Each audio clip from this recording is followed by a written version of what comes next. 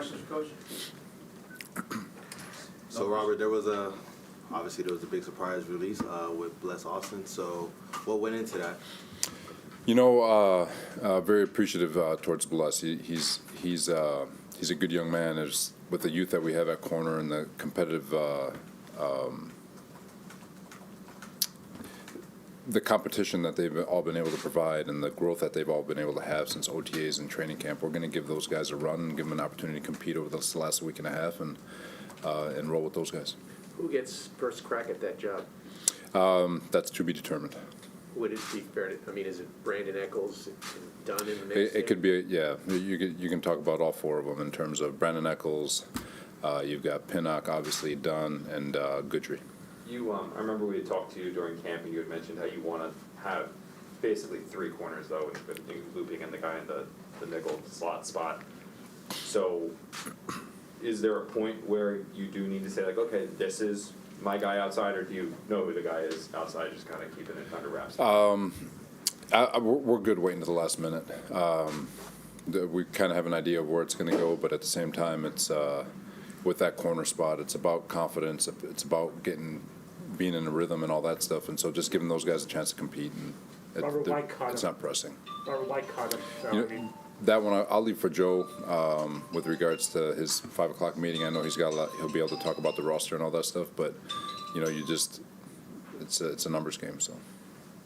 Are you concerned at all about the inexperience there? I know you said you're going to roll with the young guys, but it's a very young group. It is a young group, and it's the same thing, the same thought throughout the roster.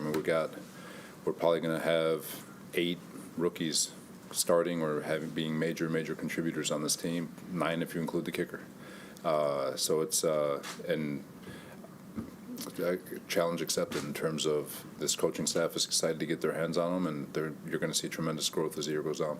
Have you decided which of your injured players you guys are going to put on the injured reserve with the intent of bringing back? That'll be more for Joe. They're working through all that stuff. Robert, why did you guys decide to trade Herndon? Again, with obviously you guys see the puzzle pieces with regards to there's going to be tight ends brought in. Joe's working through all of that stuff. An opportunity presented itself, and Joe was quick to take advantage of it. I thought, again, Joe's process is phenomenal, and thought he did a really nice job over the last couple of days. Did Croft just beat him out? Say it again. Did Tyler Croft just beat him out? I don't know if beat him out is the word, because they all kind of have a specific role with regards to the offense. But like I said, Joe, there was an opportunity, and Joe took advantage of it. And obviously, he's got a lot of things working. And I'll let him go through it at 5. With when you mentioned tight ends being brought in, would you guys consider trading for one? That's a question for Joe. Robert, how do you feel when guys that you release get picked up off waivers by other teams there? Let's say that one more time. I'm How sorry. do you feel when guys that you let go get picked up on waivers by other teams? Oh man, we had Elijah Campbell picked up by Miami, I believe, and he's a good young man. It just it goes back. You invest a lot in these young men, and you want to see him succeed, but you want to see him succeed in your colors. And so I wish him the best of luck. Wish all of them, whoever gets claimed, the absolute best of luck. And but it's never easy because you feel like like all that time is gone. But it's not gone because you get to see them go excel. How many players do you have for practice today? Because I'm guessing the practice squad is still formulating. Yeah, so we'll have a normal squad. There's going to be plus or minus 1 or 2, but we pushed everything back an hour just to be able to work through all of that. So to tell you exactly how many numbers, that they're still working through all that. You guys were awarded Quincy and Tim off of the waiver wire. Can you just go through what those 2 guys bring specifically and how you'd like to use them? Yeah. So starting with Quincy, we had just remembering him through the draft, and obviously he was in Jacksonville where they were running a very similar system to ours his first 2 years. He's got, he is Quinnen's brother. He's got a tremendous amount of length for his size, and he's extremely fast and violent. And to get him back into the system, we just, he's been injured in his first couple of years with little minor stuff, but to get him in the system where we feel like he belongs, we're excited about the possibility that and the growth that we can see out of him. Tim, when you watch his tape, we were watching it yesterday. I was like, I mean, he's got freakish ability. He's long, he's big, he's got great bend, he's got tremendous lower half, and so it's just a matter of getting him into our wide nine, our style of play, and see if we can take the harness off him and see what happens. So.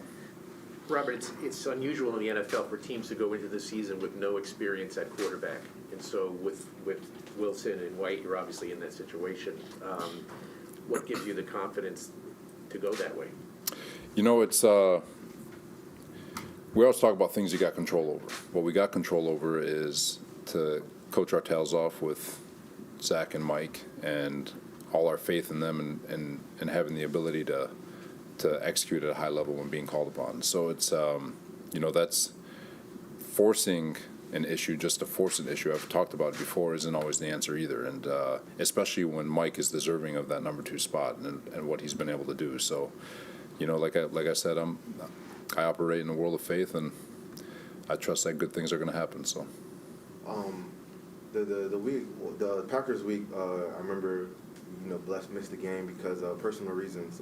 Did that have any factor into him being released now? No, if you looked at the initial roster, it had 8 corners. Normally, don't keep 8 corners, and there was which meant there was deficiencies elsewhere. And when we were looking at it, those young guys, they have such tremendous value, and there's so much growth that they can all experience. I mean, they all have potential to be high-end starters in this league, and it was just one of those. Like I said, it all comes back to being a numbers game. Take a couple more. Robert, this is obviously a young football team, which you've mentioned too, and you've kind of said there's going to be the ebbs and flows of dealing with a young football team, but this is a fan base that really hasn't seen success since 2015 in the playoffs and even longer than that. So how do you balance the people that are coming to watch this team wanting to see wins and wanting to see success for the first time in a long time, but also having a young team that's going to be developing and take some punches throughout the year?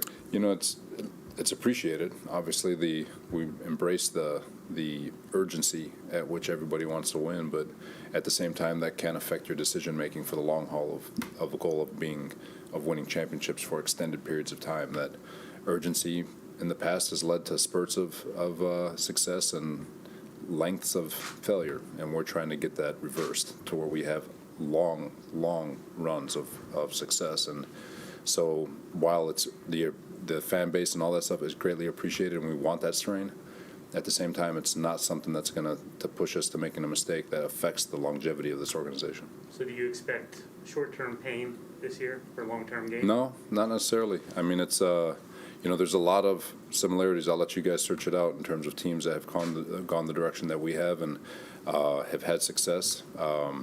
But there's always with rookies, and a young team, there's going to be growth because there's going to be so many aha moments. But what you'll see is a group of young men that play their absolute tails off. They'll run, they'll hit, and they'll be excited to play this game. Robert, every team wants to get off to a quick start, but is it especially important for you guys to have some early success, just so you can kind of reinforce your program? You have all these young guys. Would be meaningful for you guys to, more meaningful than other teams to get off to a quick start? No, you know what? It's when confidence is contagious, right? So I think it applies to even a veteran. Like it's when you have initial success and you get that confidence. I mean, it gets contagious, right? I mean, you see it all the time. The teams that win the last 3 or 4 games at the end of the regular season are hot and they ride that momentum like Tampa did last year. No one at midseason would have thought they were going to win a Super Bowl, and you just get hot and you roll. And it's the same thing. That confidence starts to build. You think you're invincible. I mean, 2017 in San Fran, we started 0-9, lost 7 games by 3 points or less or something like that, and then we won our last 5 games of the year. How does that happen? You win one, Jimmy Garoppolo steps in, and then you get confidence and everyone's excited, and then you overwhelm people with juice. And it's just, it's the same thing. And whether you're a veteran team or a young team, success breeds confidence. Confidence breeds more success. So. Obviously, you had like about 12 undrafted free agents that came in after the draft, and only one made the roster. So overall, from your perspective, how tough is it for undrafted free agents to actually make the initial 53-man roster? I think it's always tough. It's because you're always behind the 8 ball, right? You're undrafted, so you have to prove it more than benefit of the doubt. And you know, it's not easy, but it's not impossible. There are some of the undrafted free agents that are hopefully get back to this practice squad, and so their ride's not over. They're going to have a chance to continue to grow in their role, and who knows, they'll be able to see the field. But like I said, right now it is tough, but it doesn't mean it's impossible. Okay, thanks, guys. All right, thanks everybody.